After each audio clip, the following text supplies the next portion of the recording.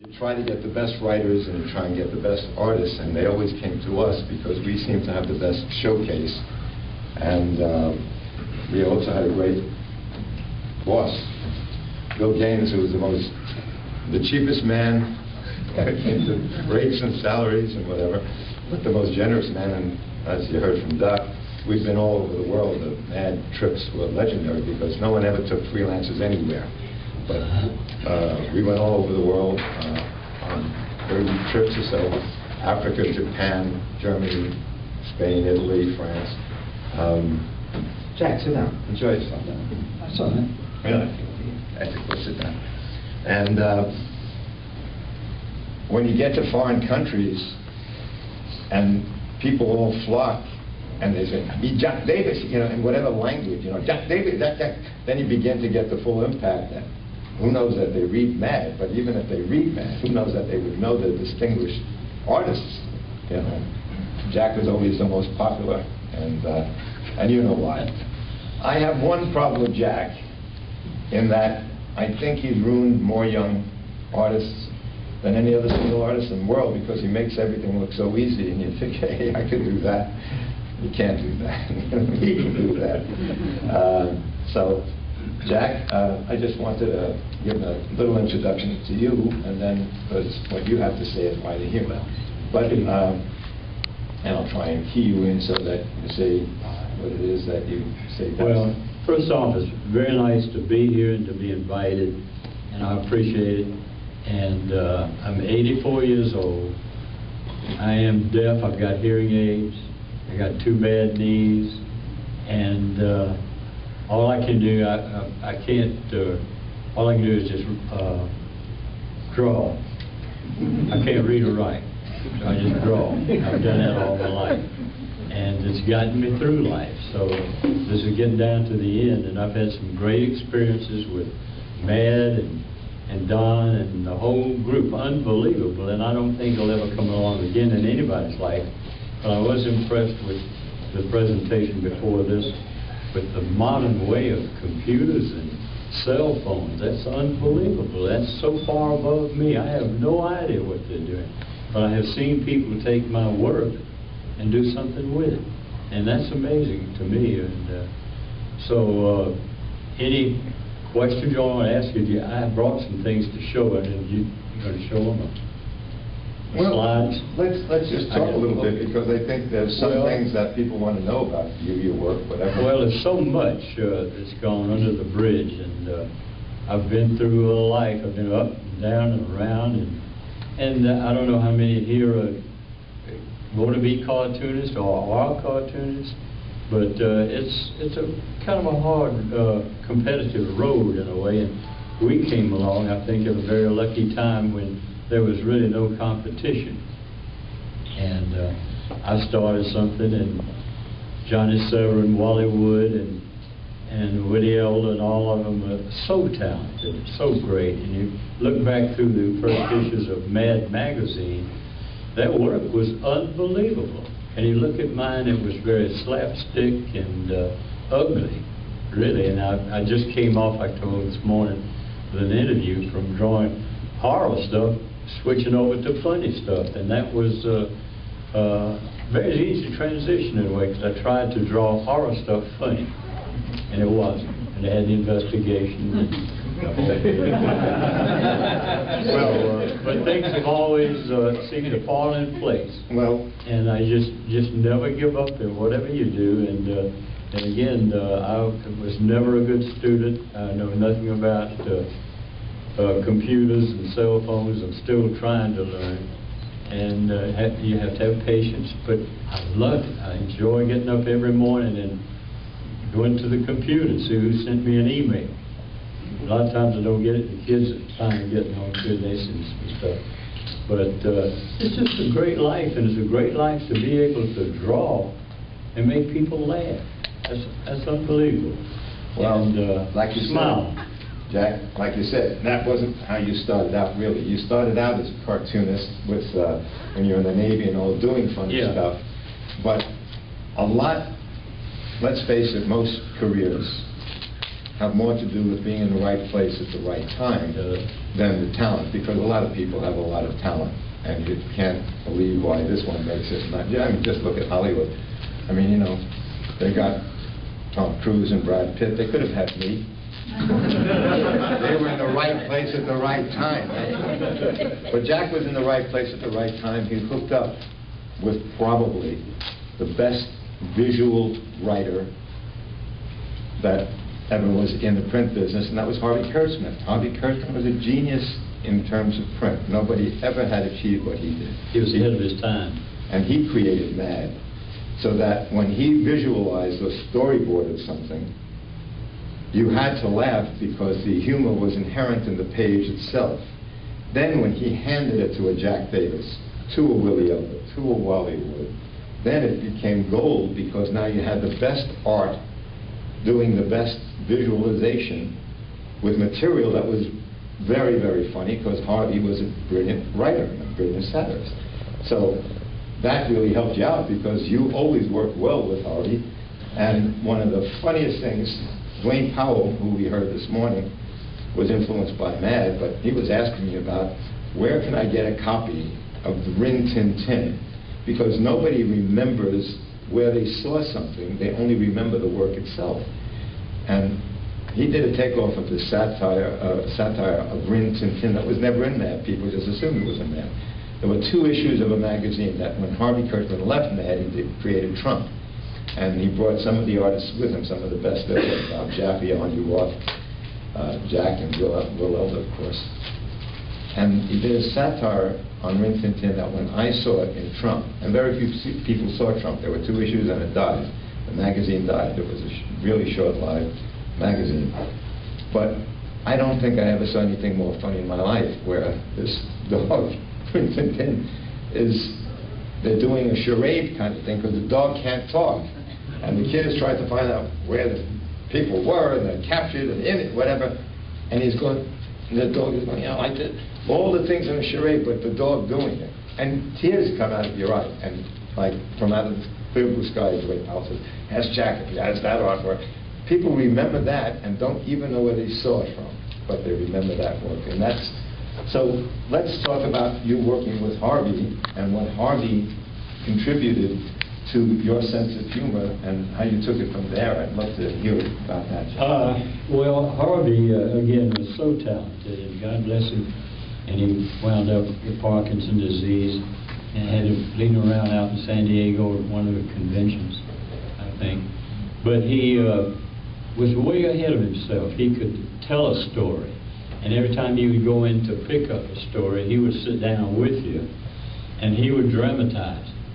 And you'd sit there and you'd take it home and want to get on it, want to work on it. And he had a big influence, and everything that he had to be done was just right. All the war stories had to have the right rifles, and the Navy stories, the submarines, all that bit. And he did research on that, and he made everything authentic, and it was entertaining. And I don't know, I don't really read the comic books anymore, and all I do is watch TV like an idiot, and I am kind of lost with what's going on, and now all of a sudden they're seeing this thing with the animation of art. That's unbelievable, and I don't know what would have happened if that had come along when I did it. Well, it did, Jack. When you were doing commercials and you saw all I did your was figures. Frankenstein and electricity.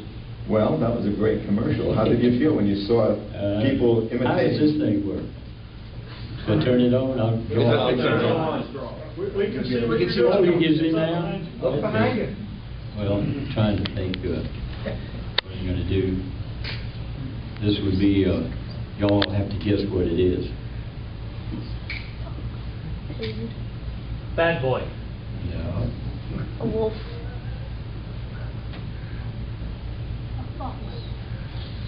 Oh, there we go. That's the Rin Tin Tin. Yeah.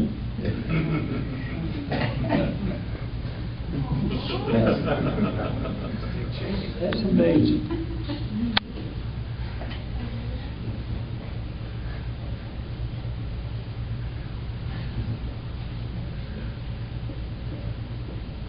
This is Rin Tin Tin. His tail out here, wagging it. You can tell it's... But that's not the way I drew it. I really, at the time, shaded it, you know, with a lot of stuff. Wait a second, wait a second. There's an But that Rin Tin Tin. excellent book on the subject of humorous illustration. I don't know who wrote it. But in it, there's a Jack Davis chapter that'll tell you all about this man. But in it, the author smartly chose one of those Rin Tin Tin pages. Let's see how much talent you've lost through the ages.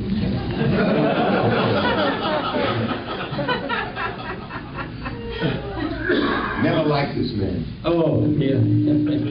Oh, no name of the man of the mountain. Yeah. No, there's a Rin Tin Tin page. Oh, yeah, there's Rin Tin Tin point there You see it? on the nose and all that, yeah. I don't know if you can do it. But I've done it, I won't do another Well, one. That's all. You know, it's Okay. funny. Now, Well, this drawing- I've done this, excuse me, Nick, go ahead. No, I'm surprised you could hear me. Sorry. Nobody knows what this is. You just go. Is it on? I was just going to say that, Okay. you know, I brought Jack into this country to begin with from Lithuania. It was a tough drive. In the back of my Buick, I brought him to the Southern School of Elocution in Georgia. Now listen to him. You would think- Yeah, see? That's his native language. He's really Lithuanian. This Georgia accent is as phony as anything else. But, Jackson? But I've been doing this thing, excuse me, for a long time. And a lot of people don't know what it is right now. But I do.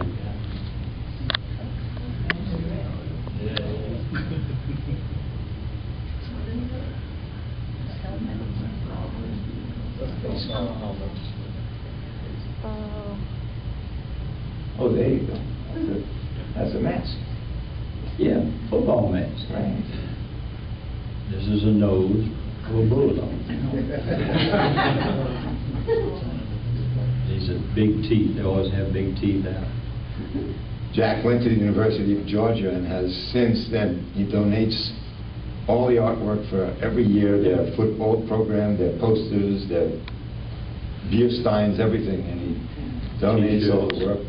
And Jack is still They broke give- they today. give me shoes and He's a generous. sweatshirt. That's- And once in a while, a ticket to a football game. And then he has to sell peanuts in the stands. That's right. It's a double chin like I've Well, got. he's drawing with magic marker for this, but one of the things that made Jack, And a ear. Jack, I'm going to talk now. And I'll talk about something that everyone, I think, here would be interested in, which is Jack's speed. He's really, you know, the fastest drawer in the East. And, Except Sergio. he's the fastest drawer in the West, Jack. He's in California. You're on the East. You're the fastest drawer. Anyway, Jack always preferred the pen to the brush, but he learned that the pen... I broke my finger, little finger, falling off a bicycle, and I draw like a sissy. So what do you want to do now? Show them that brush stroke that we all know. Maybe I'll draw Alf. I tried to draw him this morning, and I never really drew Alf. You know, you're holding the brush differently than you showed Well, me. I told you I fell off a bicycle. No, you used to hold it up here. I saw you doing it from this Like angle. that? Middle item. This is going to be the special. I'm going home. Good night.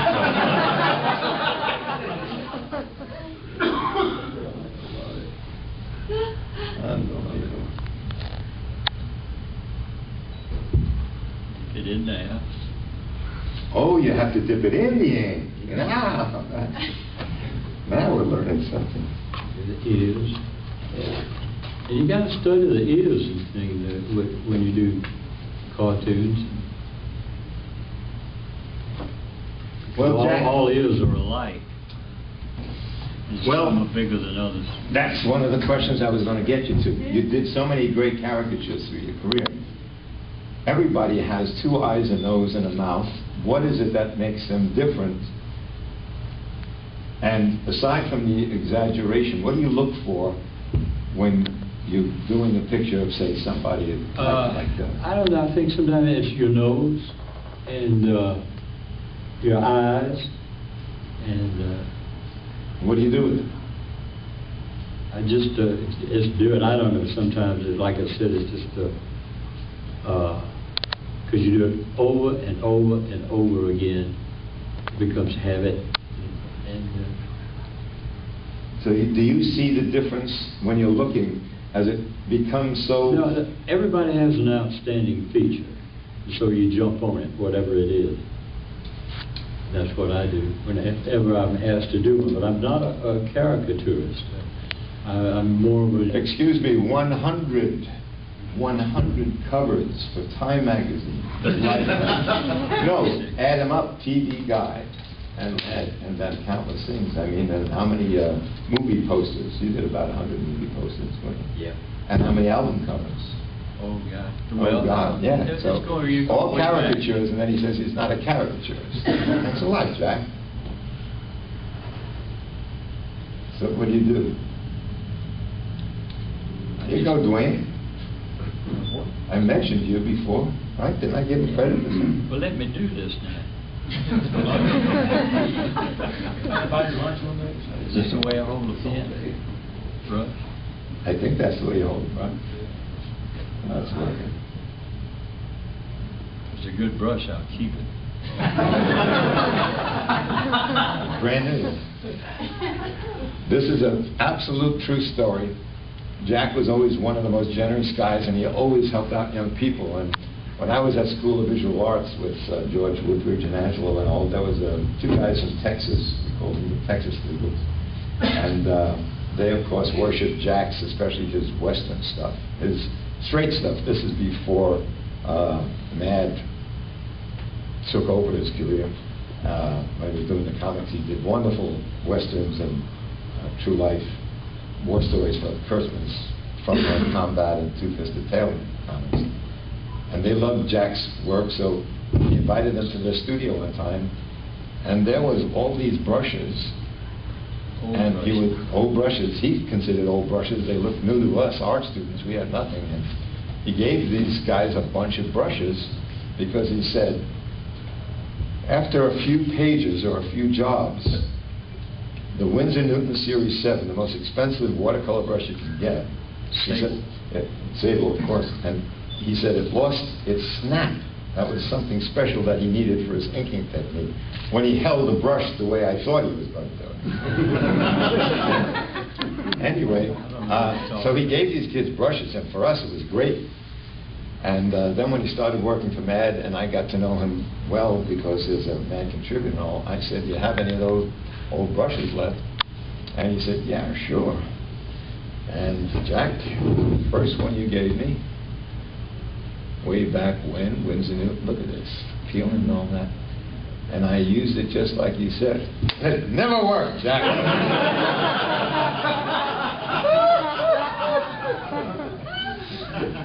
But if you had the brush, you had the technique, right? Yeah. Doesn't work that way. There it is.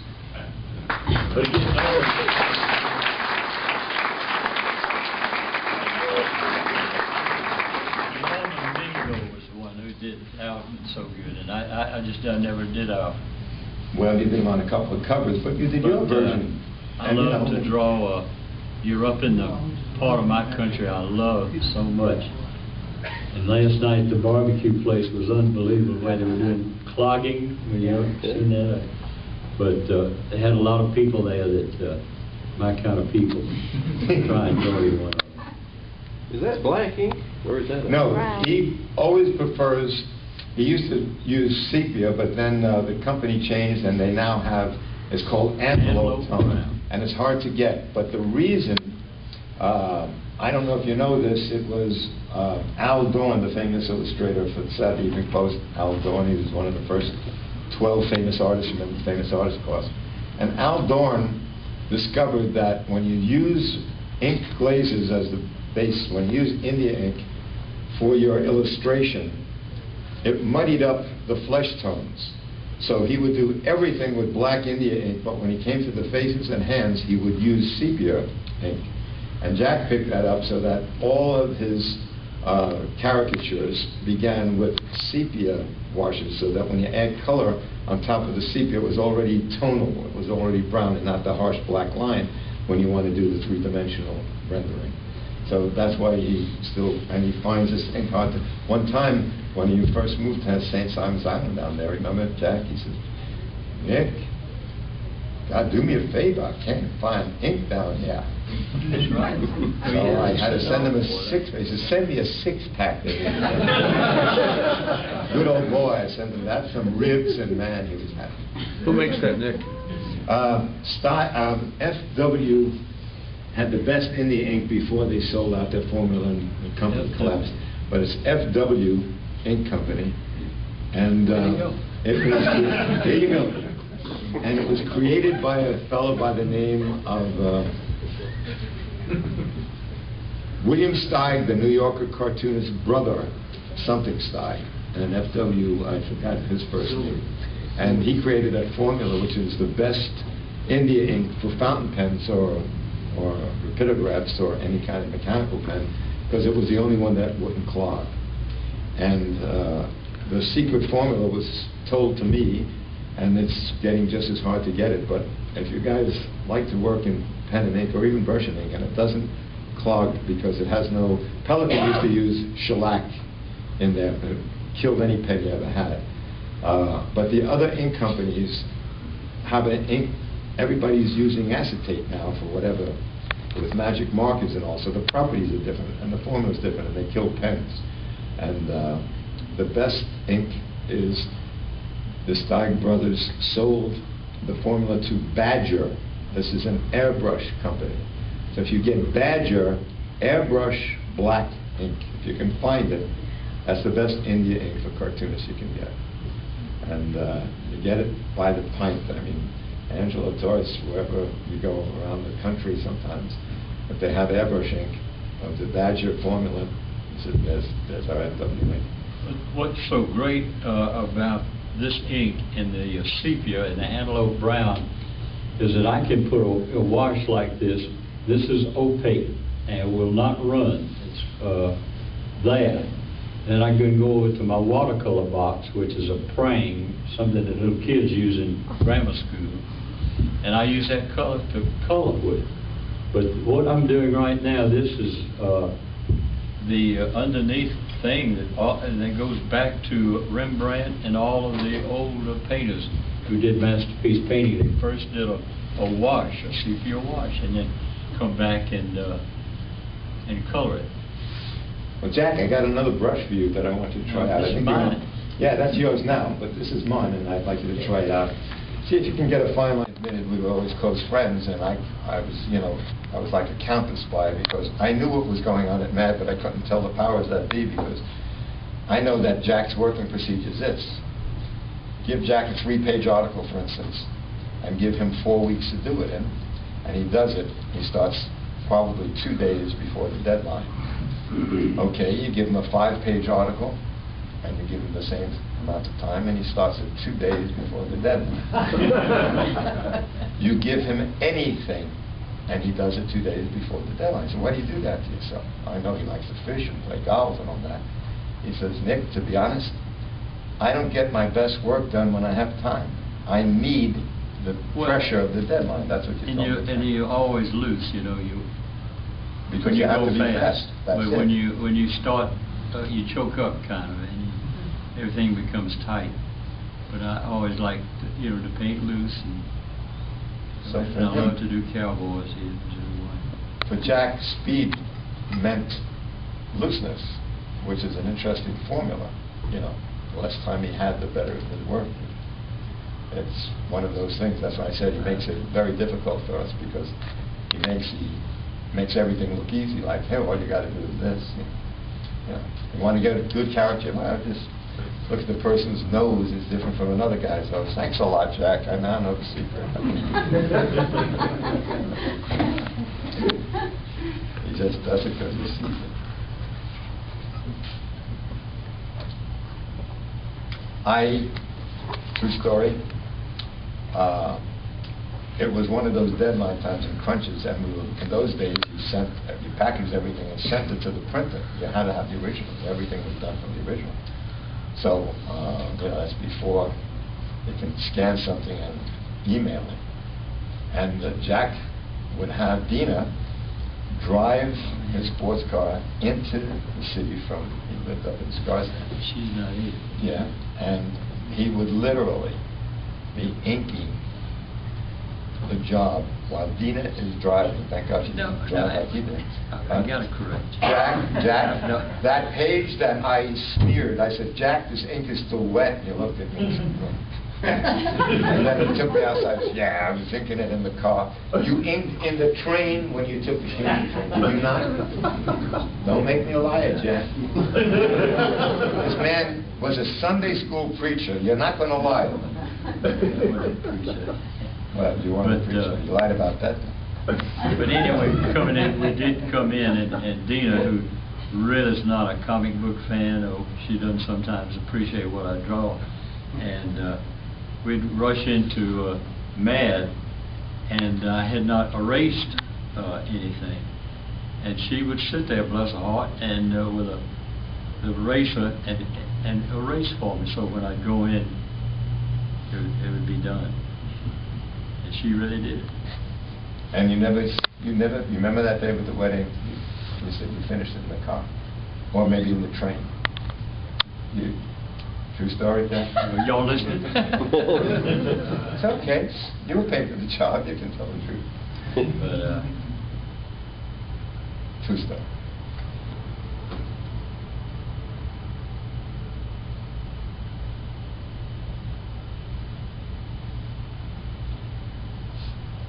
Jack always said that he had the feeling about what certain things looked like, so that when he did a comic satire, he didn't think anybody was looking for the same kind of research or reference that he had when he was doing straight stuff, or more representational illustration. So he says, most of us remember a feeling, because I once told him, how do you get all that cockpit to look exactly like a plane? He says, all those switches and buttons he made up. He says, we've all seen these movies of guys in cockpits, but who's going to memorize the real things? But, there's all these dials and things lining up. And he says, so he'd get the feel of it, and all of that was just caricature of a cockpit. So that I always thought that was interesting, that Jack was really doing caricatures all along. Whatever he was doing, it was a caricature of something. So if he does a car, it's really not a real car, and it could never drive, it would never work, but it was a caricature of a car. And by God, it felt like the car that he was doing. If he did that Volkswagen Bug, it looked like the Bug. Right, Jack? Yep. Oh, okay. Now we're in agreement on something here.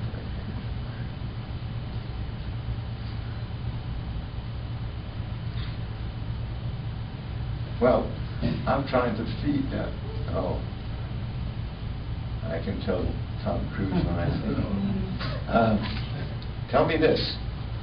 I've been kind of like hoping to go into the directions that people might want to know, because getting into Jack to be present and giving you the insight of his own talent is a rarity. So why don't I, instead of having questions and answers later, do it now while he's drawing?